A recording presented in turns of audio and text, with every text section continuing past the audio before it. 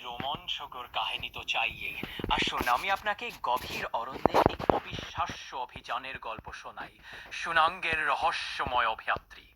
আমাদের কমান্ডার সামনে, আমরা সবাই পিছনে। জঙ্গলের অন্ধকার পথে এগিয়ে চলেছি। গাছের পাতার মাঝে সূর্যের আলো এসে পড়ছে, কিন্তু কোথাও কোথাও এত গভীর ছায়া যে মনে হয় এখানে শতাব্দীর রহস্য লুকিয়ে আছে। হঠাৎ দূর থেকে গর্জন ভেসে এলো। একটি বাঘ, তার জ্বলে জ্বলে চোখ আমাদের দিকে তাকিয়ে আছে। আমরা থমকে গেলাম। কমান্ডার ধীরে ধীরে হাত ইশারায় শান্ত থাকতে বলেন। তারপর নীরবে পাশ কাটিয়ে এগিয়ে গেলাম। কিন্তু এরপর একটা বিশাল হাতির দেখা পেলাম। তার গর্জন যেন জঙ্গলের সব পশুকে জাগিয়ে তুলল। আমাদের হৃদপিণ্ডে দ্রুত লাফিয়ে উঠছে, কিন্তু আমরা হার মানার পাত্র নয়। ধাপে ধাপে এগিয়ে চললাম। সামনে কি আছে কেউ জানে না। রাত গভীর হতে চলেছে।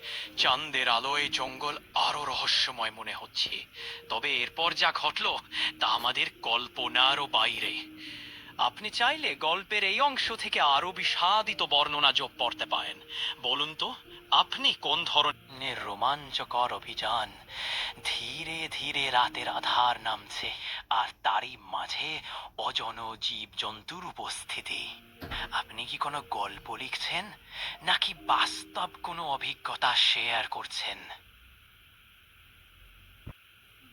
আপনার বর্ণনা পড়ে মনে হচ্ছে এক রোমাঞ্চকর অভিযানের অন্তিম মুহূর্তে পৌঁছেছেন। অরণ্যের রহস্য, জীবনযাপনের ছন্দ আর প্রকৃতির সৌন্দর্য, এগুলো সব মিলিয়ে অসাধারণ অভিজ্ঞতা হয়ে থাকবে। ভ্রমণের শেষ পর্যায়ে আসায় কি কোনো বিশেষ অনুভূতি কাজ করছে? আপনি কি এই যাত্রার কোনো স্মরণীয় মুহূর্ত ভাগ করতে চান? গভীর এবং অর্থবহ অভিজ্ঞতা ছিল। আমি হয়তো প্রকৃতপক্ষে সেই অরণ্যর অংশ হতে পারিনি, তবে আপনার কথার মাধ্যমে সেই অনুভূতি উপলব্ধি করতে পারছি।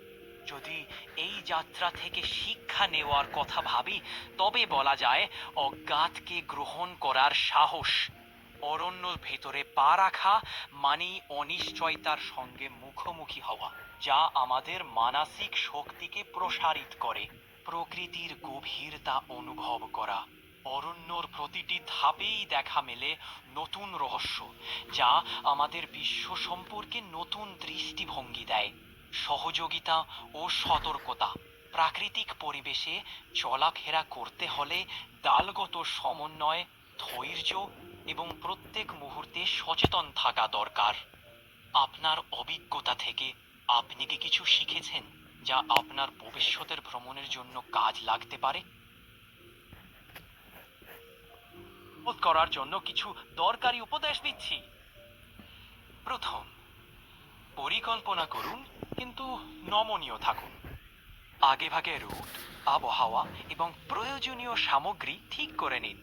তবে ভ্রমণের সময় সৃষ্টির সঙ্গে মানিয়ে নিতে প্রস্তুত থাকুন। দ্বিতীয়ত, প্রকৃতির প্রতি শ্রদ্ধাশীল হন। যেখানে যান সেখানকার পরিবেশ ও জীবজন্তুর প্রতি যত্নশীল থাকুন।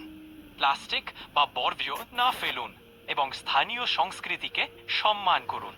তৃতীয়ত, সতর্ক থাকুন ও নিরাপত্তা বজায় রাখুন।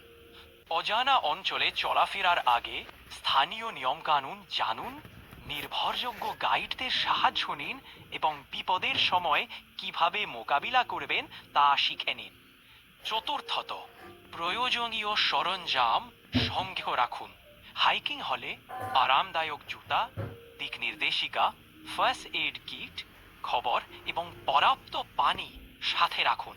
পঞ্চমত, মুহূর্তগুলো উপভোগ করুন। শুধু গন্তব্য নয়, যাত্রাটাও উপভোগ করুন। ছবি তুলুন, গল্প লিখুন, স্থানীয়দের সাথে কথা বলুন এবং নতুন অভিজ্ঞতা গ্রহণ করুন। ভবিষ্যতের জন্য কি ধরনের অভিযানের স্বপ্ন দেখছেন?